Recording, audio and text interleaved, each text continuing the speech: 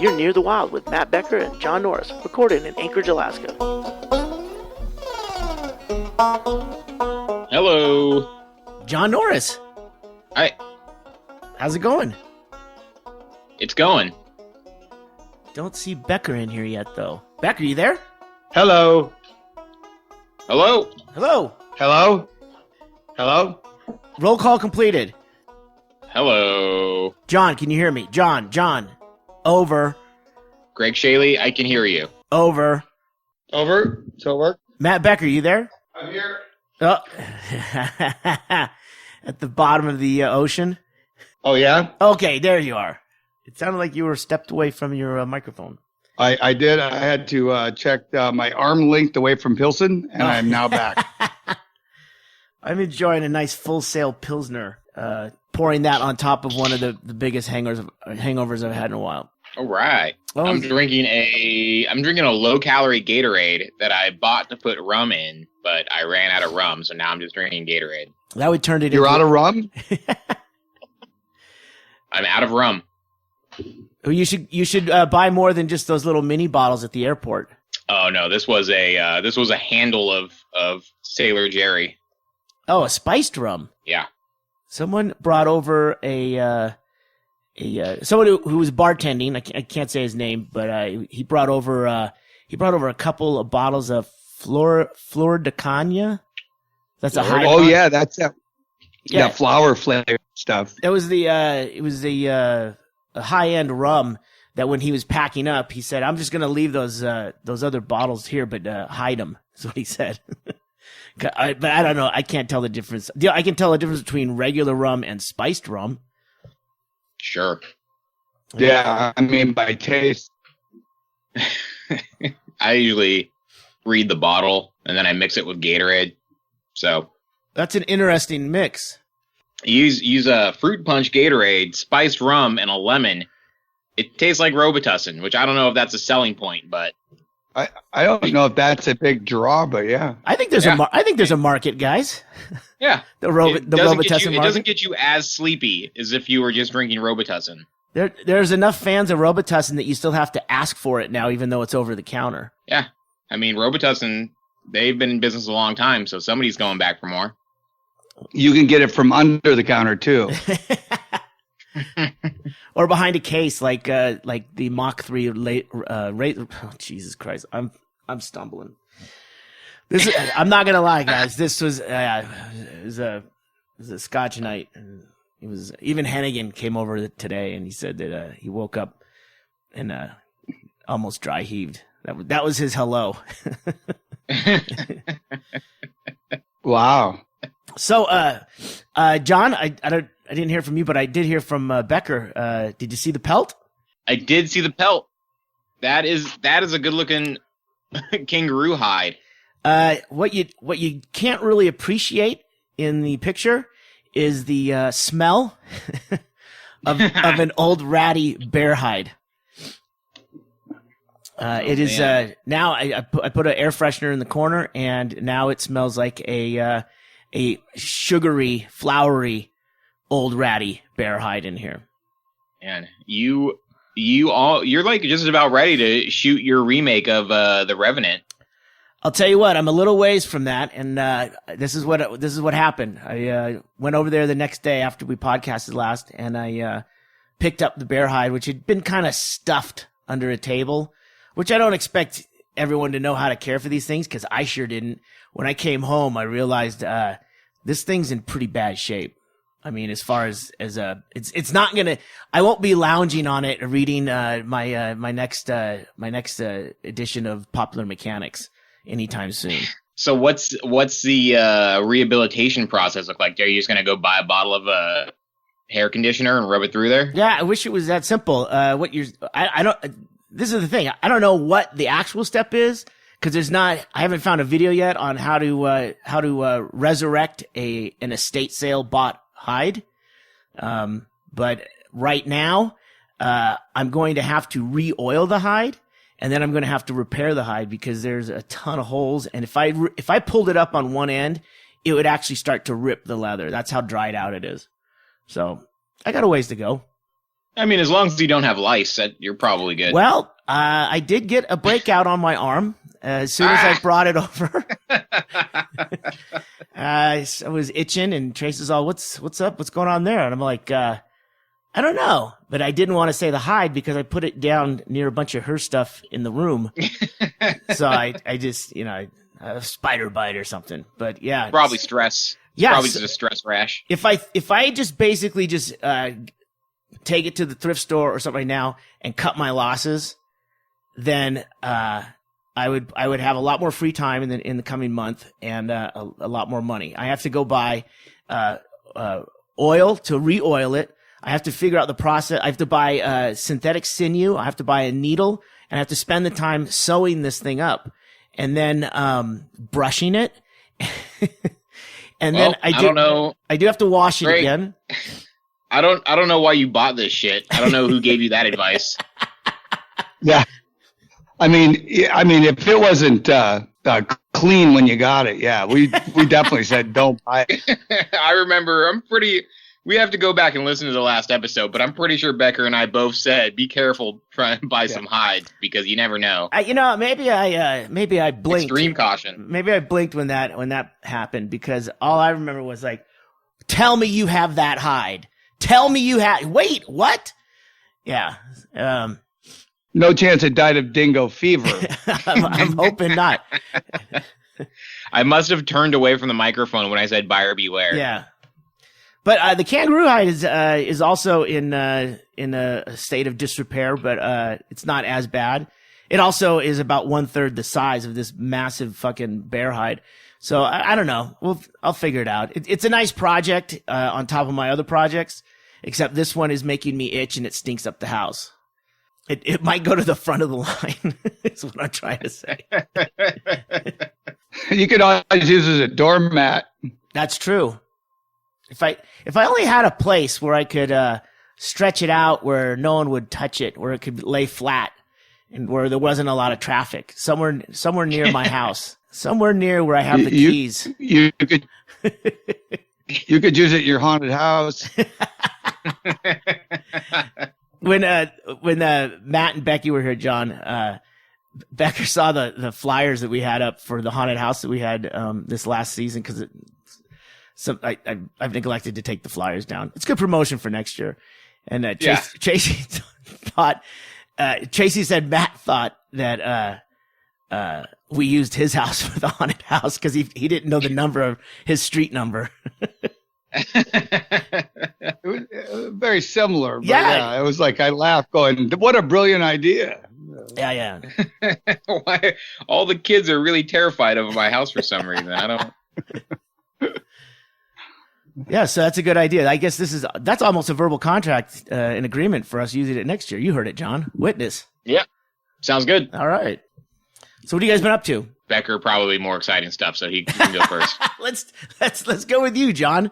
What have I been up to? My tendency to procrastinate at work is really coming crashing down on me this week. So now I've been working the last couple of days. Like actually working, like going to work on time, which is a new thing I'm trying out. And actually like doing work, which I guess I forgot how it feels at the end of the day to have like worked for an entire day and not just like surf the internet. So I guess I've rediscovered my love of work. Did you ask like one of the interns to help you out? Like it point you in the right direction? Yep. So what do we do here? What do you do all day? Tell me what you do, and then I'll come up with something from there. Can I just shadow you until you have to go back to high school later today? Exactly. So other than work, my girlfriend's dance show is happening, and that's been really great. I screen printed some shirts with Matt Collins because he's been making AK Comics shirts, so he has a whole screen printing setup. Oh, wow. He doesn't own it, but he's like part of a group that like uses it. So I've been helping him out, and that's been cool to like learn how to do that. It seems like a lot of work. I don't know why people would open up a business where I don't know.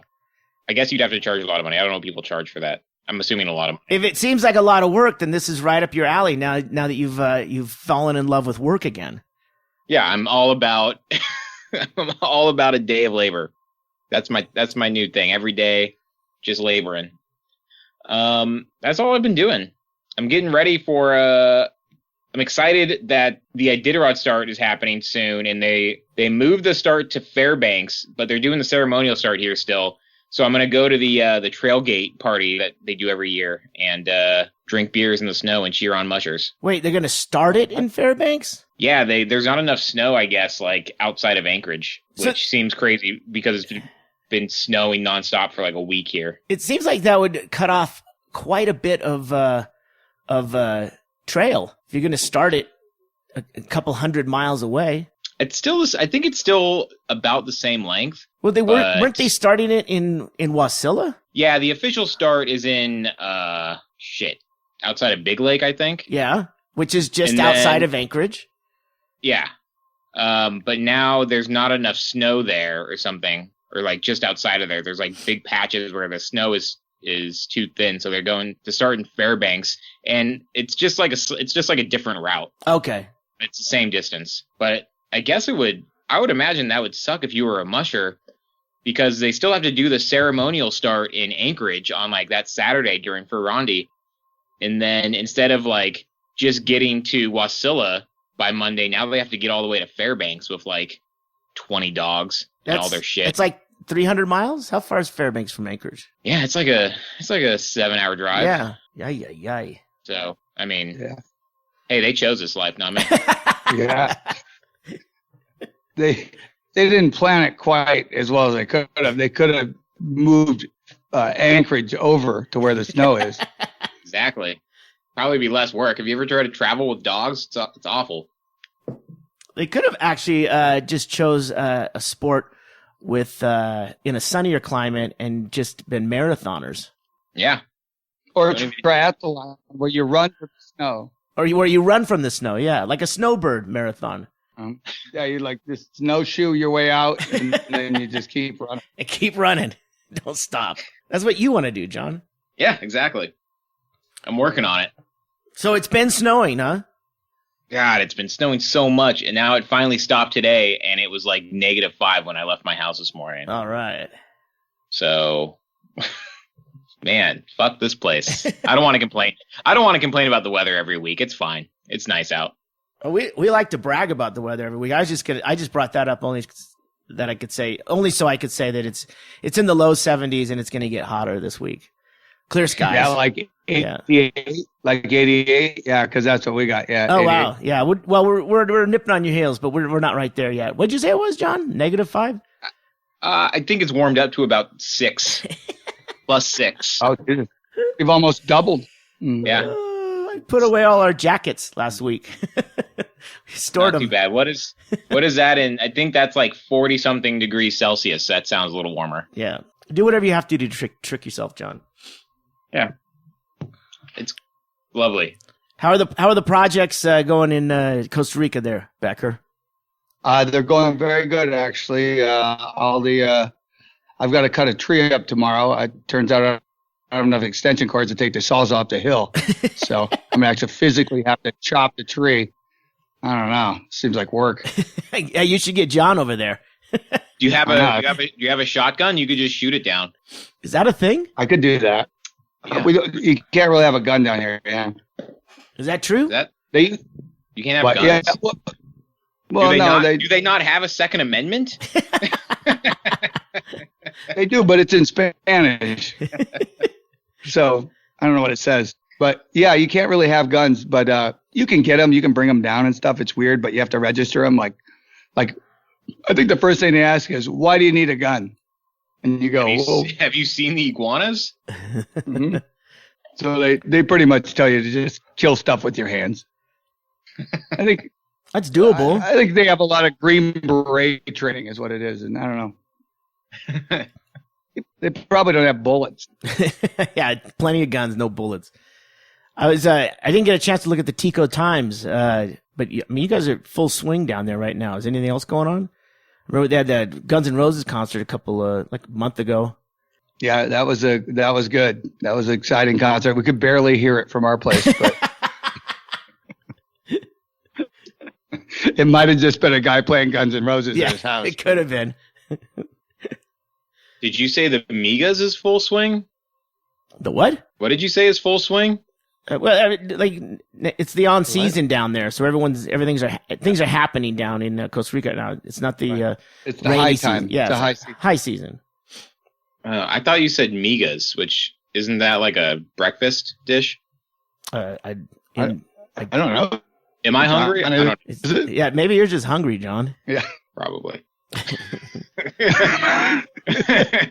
Costa Rica's beloved lion Kivu dies at 18. That's sad news. You got some sad news. That did it say how he died? Pelt. Yeah. Hey, what are they doing with the pelt?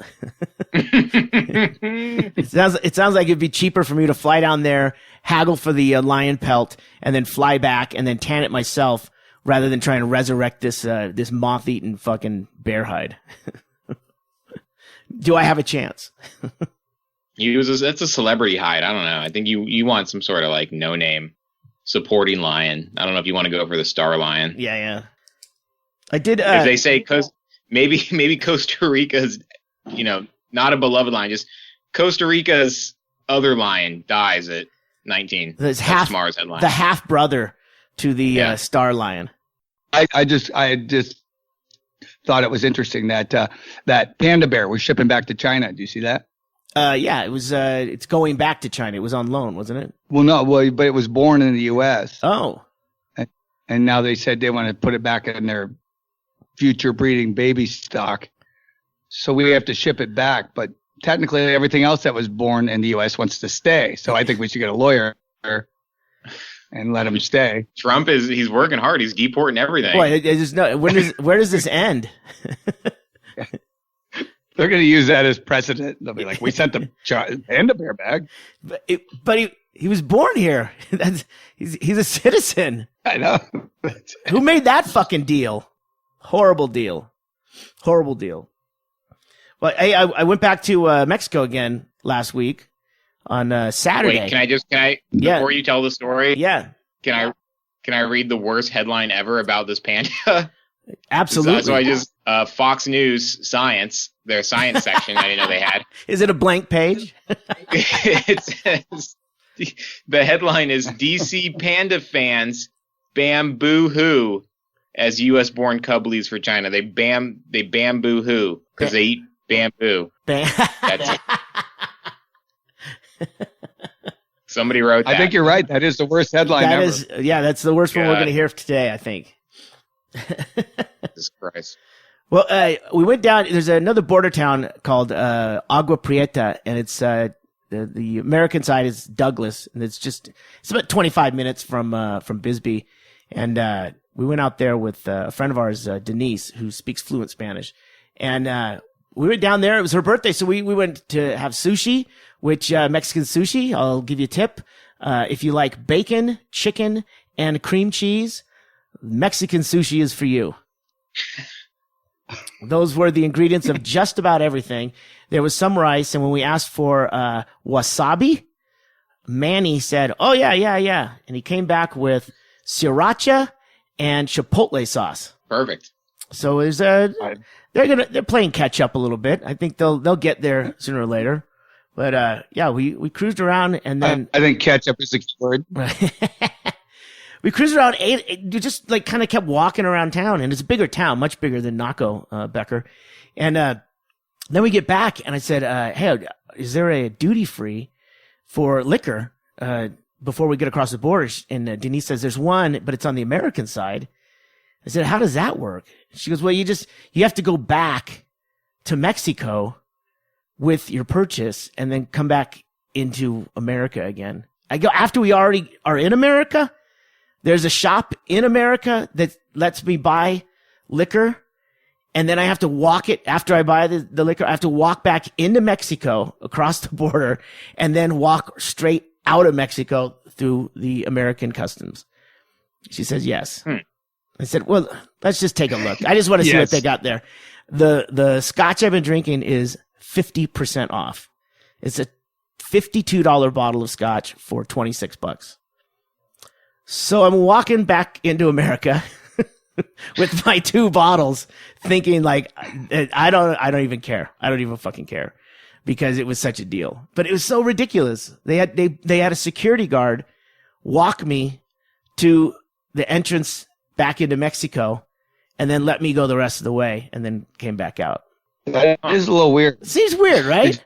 Were you running across the border? I mean, I wonder how far how outrageous they could have made it, and I would still do it for 50% off. You know what I mean? You have to hop on one leg coming through the border. They're filming Fear Factor is what they're doing. But yeah, it's quite a deal. So that was a deal. Hence the hangover today. Oh yeah. Whew. But Becker, next time you're down, Agua Prieta, great. All right. Yeah. I'm in. Yeah, there's a big plaza in the middle of town there, and there's food trucks all around it, and there's some really good. Oh, and there's a bar called Alaska. Perfect. Swear to God, there's a bar called Alaska in Mexico. Yeah. So, is it Alaska themed? We purposely didn't go in because we wanted to take people from Alaska when they come down. So it'll be fun. So that's my Mexico minute. And thanks for that Mexico update.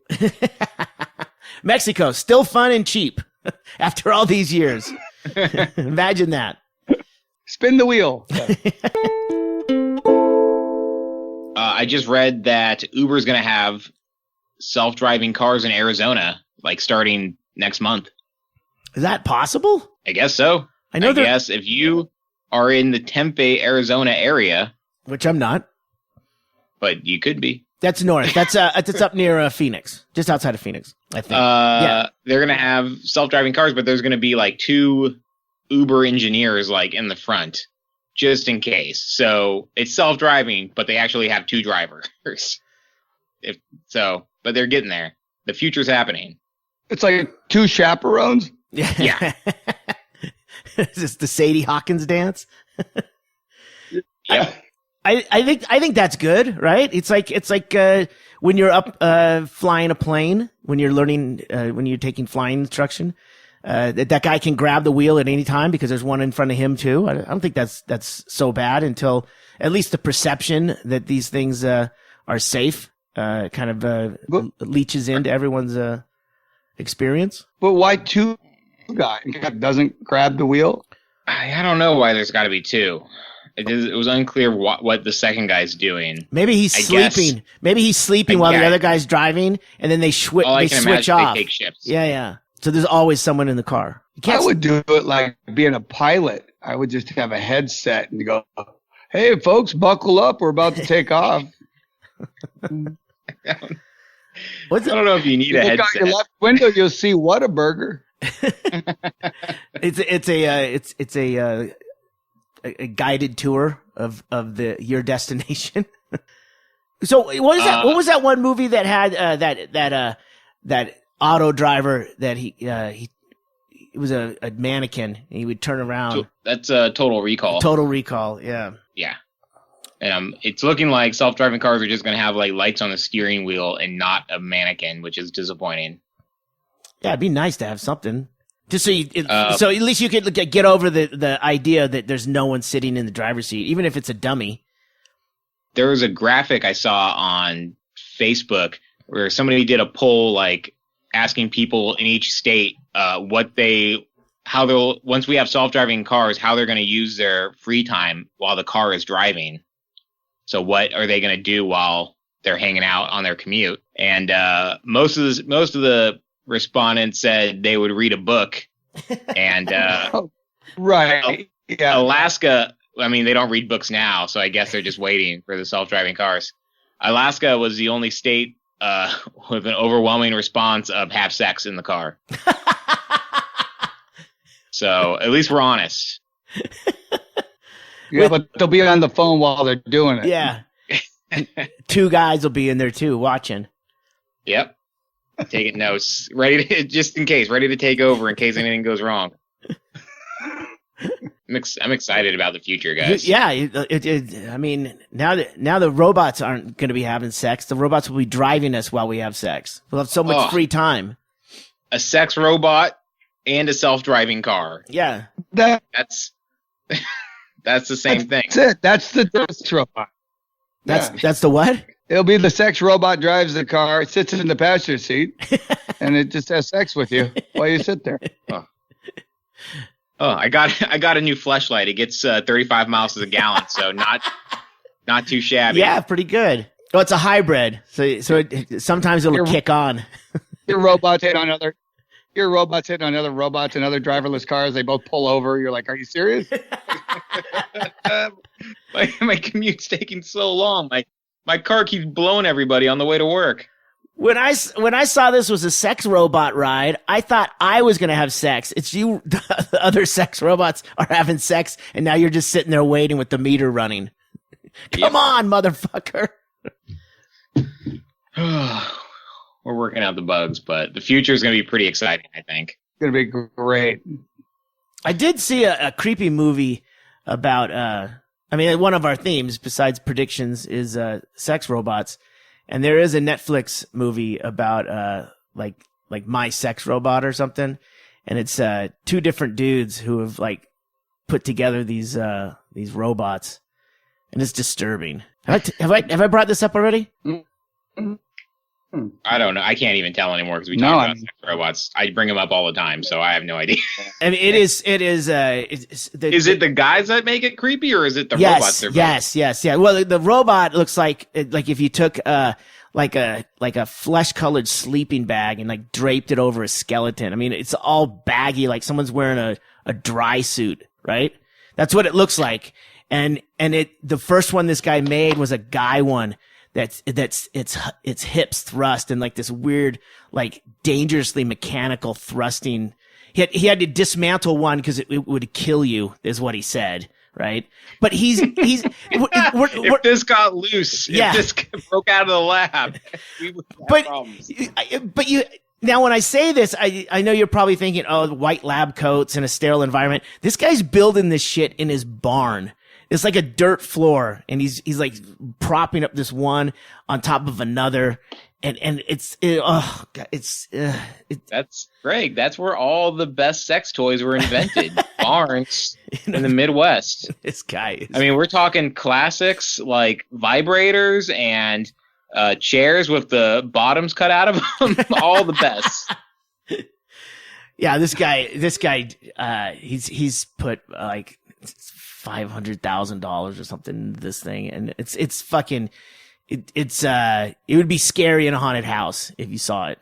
That's where that's his market, is have this thing thrusting in a corner in a haunted house, and then he lays that thing. He lays put a hockey mask on it. Does it shoot fake blood or anything? I bet it can. I bet it can. That would be easy, I think. Then this other guy's made one, and he was taking it to the AVN Awards or AVN, whatever the sex worker convention in Vegas, and it was just you just have douche chills watching this guy like brushing its hair. I mean, his wife is like brushing its hair on the floor of the ladies' room at the convention hall. She's putting makeup on it. It's so fucking bad. I'll put a link in the show notes, but I'm telling you, don't look at it. Because this is not the future of sex robots. If it is, then we're wasting our fucking time. I like it. It's a link. Don't look. Don't click the link. Well, I'll put it Whatever there. you do, don't click the link. I just can't stop imagining this like thrusting robot escaping and like running amok through a city, just like thrusting through cars and walls and destroying like leading like they got it cornered in a shopping mall, and there's like cops surrounding it. It goes until it runs into Hoover Dam, then it can't go any further. It just keeps plugging away. It's pretty bad.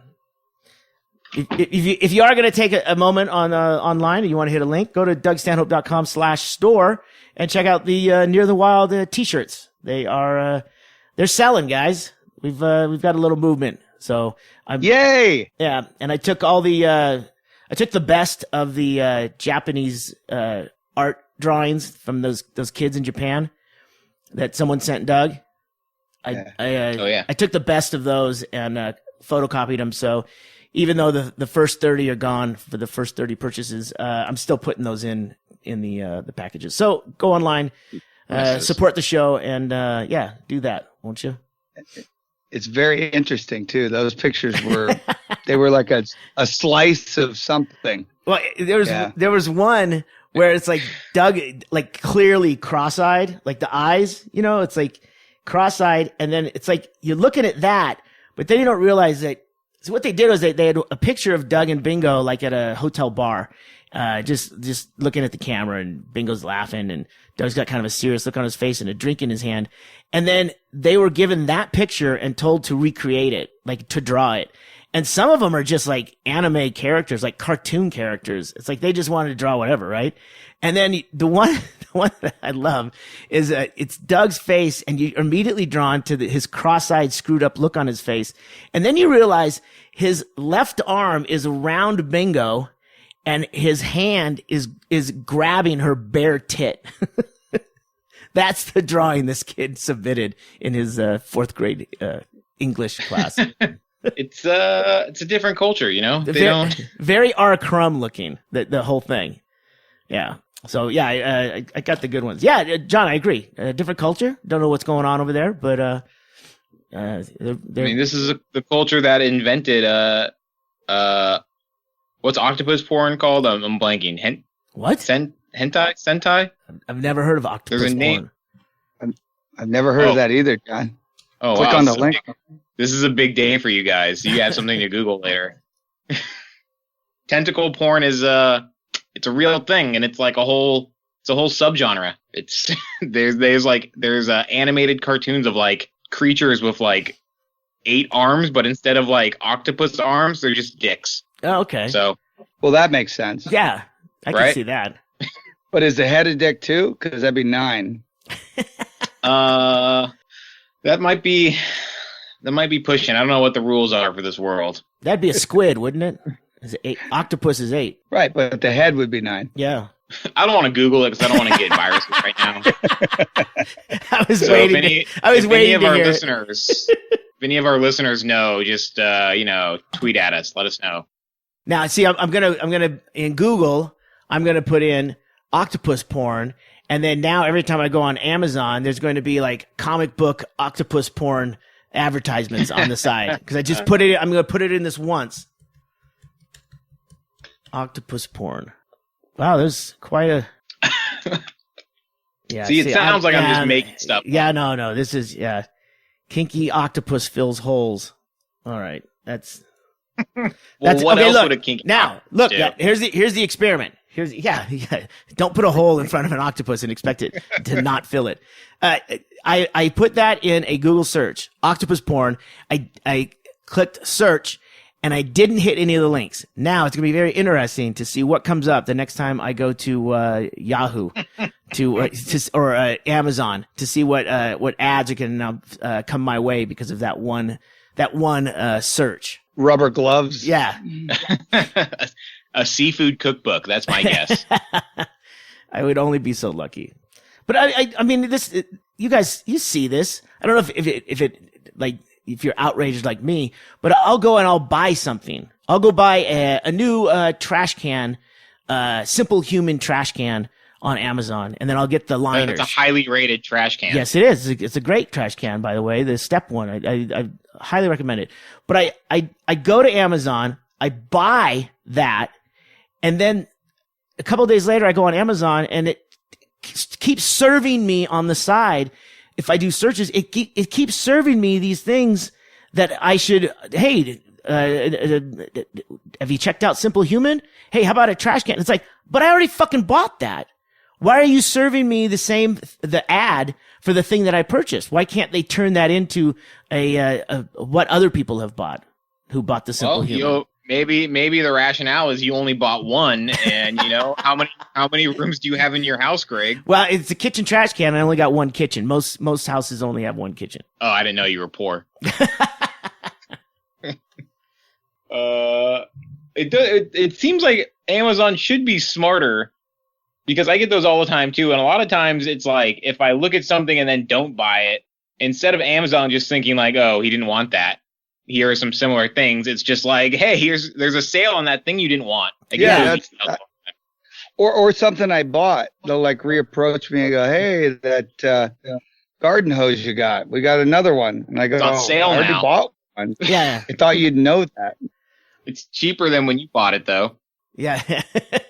Still time to return that one for this one that's cheaper. I know what's going on a little bit behind the scenes, because when you do put one thing in a Google search and then all of a sudden for the next month, you're getting more of the same. You get everything on the side. The advertising is targeted for some of these keywords from these searches. But why it's eventually it's going to get past that. I think we're kind of like just in a sticking point where that's where the technology is taking it. I mean, it doesn't seem worth it to continue to advertise to me to something that they should know I already purchased. I think it's definitely going to get smarter where, like, if you run out of something in your fridge, like, your fridge will be connected to Amazon and will tell Amazon that you just ran out of butter or something. They already do that. Yeah. There's apps where you can actually you scan in the UPC code for everything that you bought, and then you can also scan it when you throw it away. And that seems like too much work. And it creates a grocery list for you based on what you threw away, and what you purchased in the past. It is a lot of work, John. But now you are a lover of work. This is right up your alley. Wow, I've just in the time it's taken us to record this podcast, I've fallen back into my leisurely ways. So, if there's an easier way, I would much rather have technology make my life easier. I don't want to spend all day scanning stuff in my kitchen. Or standing over your new Simple Human kitchen garbage bag and throwing scanning your garbage. Ugh. What if you need a garbage can? Do you scan the garbage can? You still can't get rid of it. Error. All right, guys, I gotta get more beer. All right, I need to go get a shot. Yeah, let's go. Let's wrap this up, though. I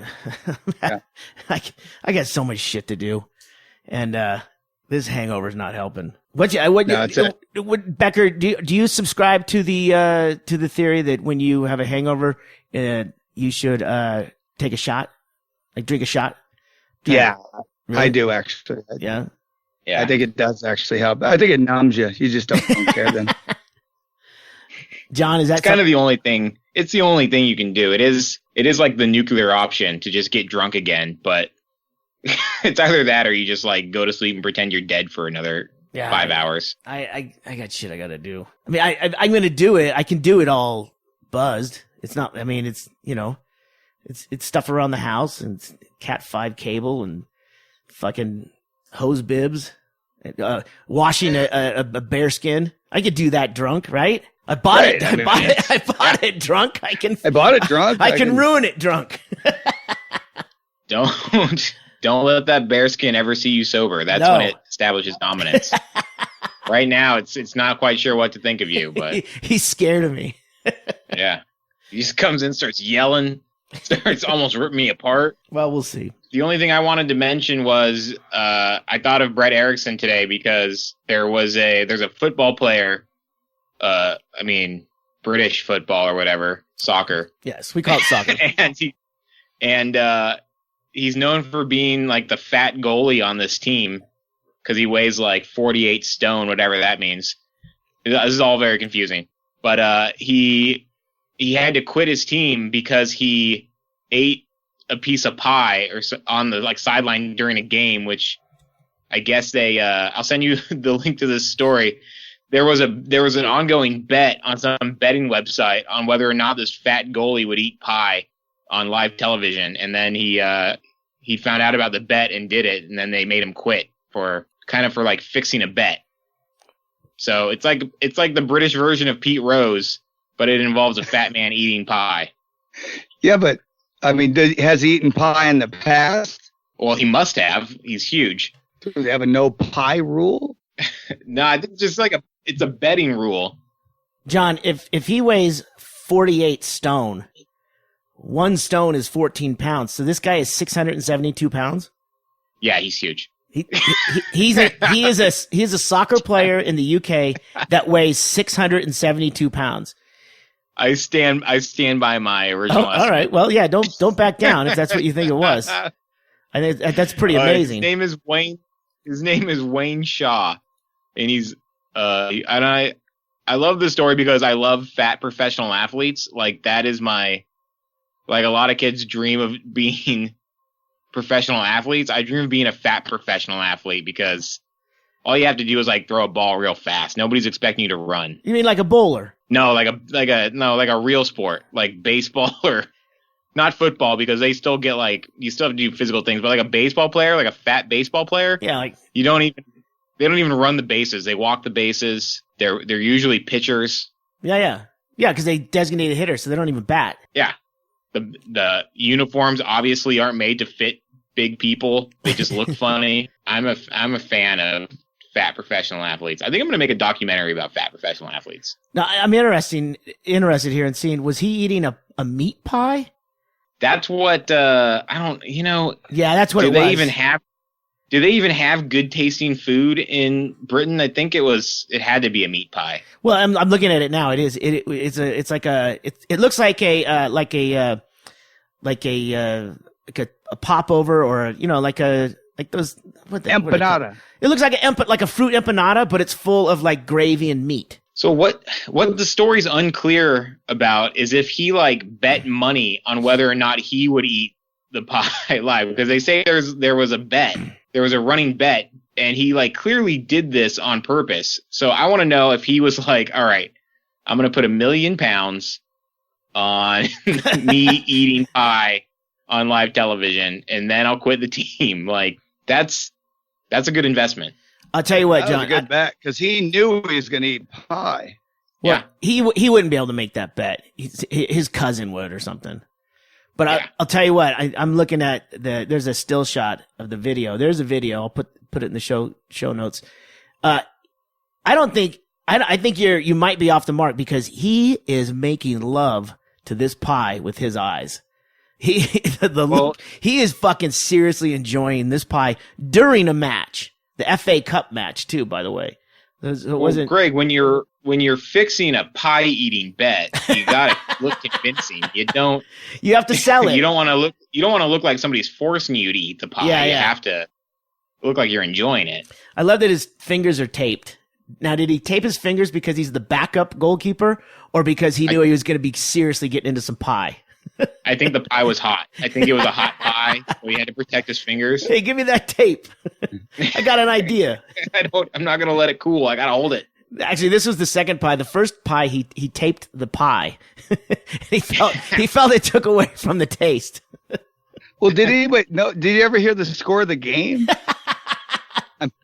It's like somebody scored against him. He goes, "Yeah, well, my finger was covered in pie, so I couldn't stop it." Yeah, it probably ended in a draw because soccer is dumb, and that's why they're betting on whether or not a player is going to eat pie, because nobody can stand to watch the game. That's my theory. It's 2-0 Arsenal over Sutton, and it's 82 minutes in. So I'm pretty sure the pie eating backup goalie was more interesting than the rest of Sutton's play that day. Yeah, this is the FA Cup, so they weren't fucking around. I mean, it was a match. They should have, I don't know. Why are they fucking scanning for pie eaters when they should be watching the game? The cameramen. What's going on? The cameramen had money on this bet. Well, anytime there's a 672-pound guy eating a pie, that's something worth watching. That's something worth watching. If there's a 672-pound man, always bet on him eating pie. That is a good bet. Bet on whatever they say he can't eat or that he won't eat. He will. Oh, he just ate a Volkswagen that had a pie in it. Couldn't get the trunk open. Just ate the whole thing. The boot. Couldn't get the boot open, John. Come on. Brits. I might eat a pie, so if you guys want to bet on it. All right, you've listened to another episode. Hold on, start over. Something happened. Like it hiccuped. Were you eating pie? Okay. Hang on, let me spit out the pie. Hang on. You've listened to another episode of Near the Wild. I'm Matt Becker, sitting in Costa Rica at 84 degrees. I'm John Norris, sitting at a toasty +6 degrees in Anchorage, Alaska. And I'm Ggreg Chaille. I don't know what the temperature is, but I'm going to pour more IPA on this hangover. Feel better, Ggreg. Oh, my God. Yeah. Remember, you're $26 hangover instead of a $56 hangover. Think of all the money you saved on that hangover. You've been listening to the Near the Wild podcast with Matt Becker and John Norris, recorded in Anchorage, Alaska on Matt Becker's backyard bus. Engineered by me, Ggreg Chaille.